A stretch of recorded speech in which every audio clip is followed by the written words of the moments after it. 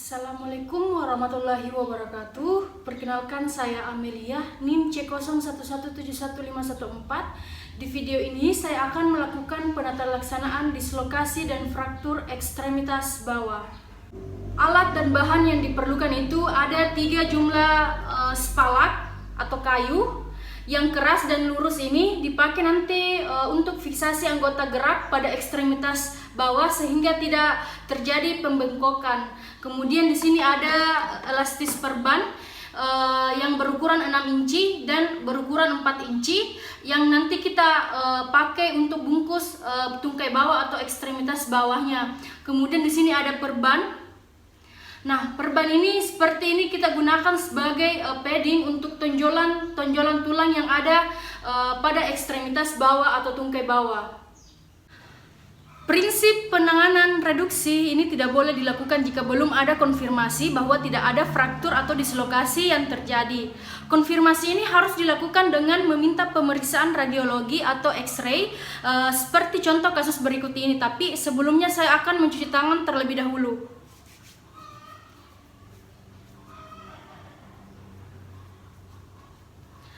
Oke, untuk kasusnya seorang laki-laki umur 21 tahun masuk ke UGD dengan keluhan nyeri pada pinggul kiri dan betis kanan akibat kecelakaan lalu lintas. Nah, pada pemeriksaan ini didapatkan dislokasi posterior pada hip sinistra dan didapatkan juga fraktur sepertiga medial tibia fibula destra. Di sini saya akan melakukan reposisi pada dislokasi hip posterior khususnya pada ALIS method. Nah, dengan posisi pasien hip yang fleksi, ada di internal rotasi, ini harus kita hati-hati atau memberikan kecurigaan pada dislokasi hip posterior. Nah, tentu saja untuk menegakkan diagnosis ini kita harus dengan melakukan pemeriksaan foto radiologi. Setelah kita yakin melakukan foto X-ray, kita lanjut ke pemeriksaannya. Nah, kita harus lakukan di tempat yang datar dan keras dan sangat dianjurkan dilakukan di lantai. Kita minta bantuan asisten untuk kontraksi di hipnya kayak begini.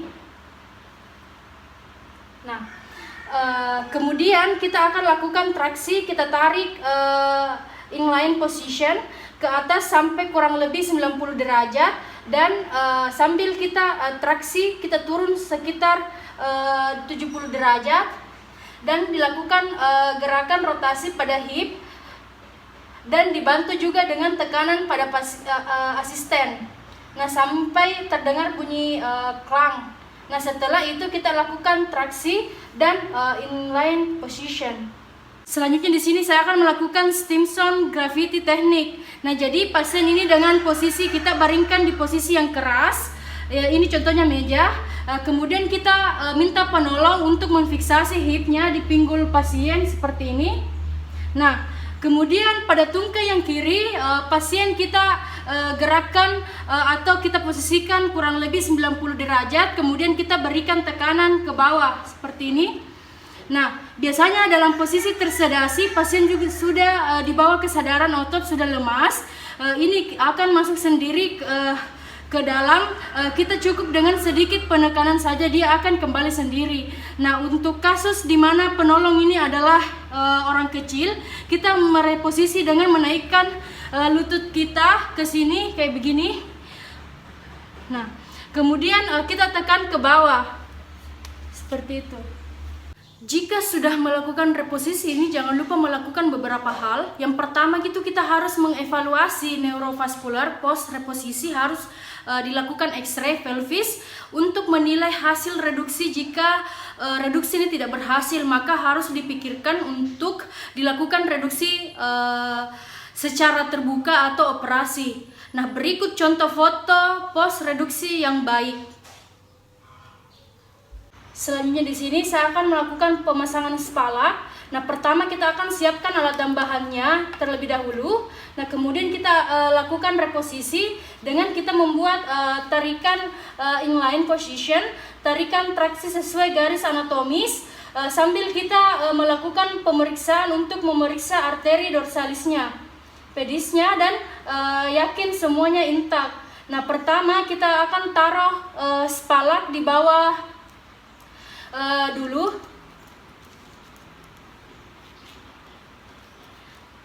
untuk menahan gravitasinya nanti. Kemudian kita akan pasang spalaknya sambil di samping medial dan lateral.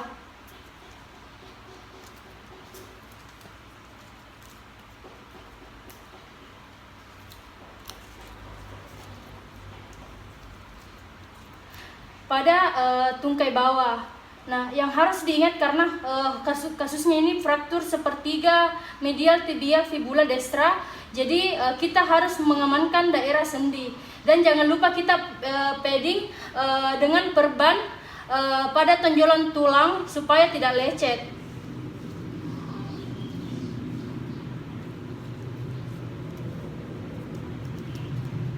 Nah, untuk pelaksanaan ini harus bekerja dengan bersama tim minimal 2-3 orang harus membantu kita. Kemudian kita melakukan pembalutan elastis perban dengan rapi.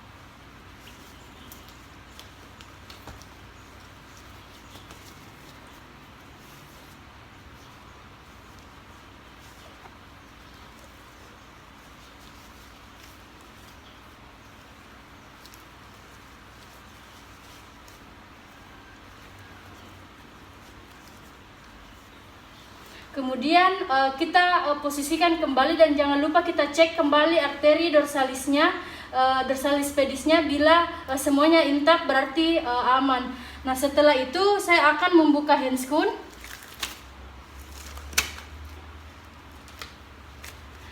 dan mencuci tangan kembali.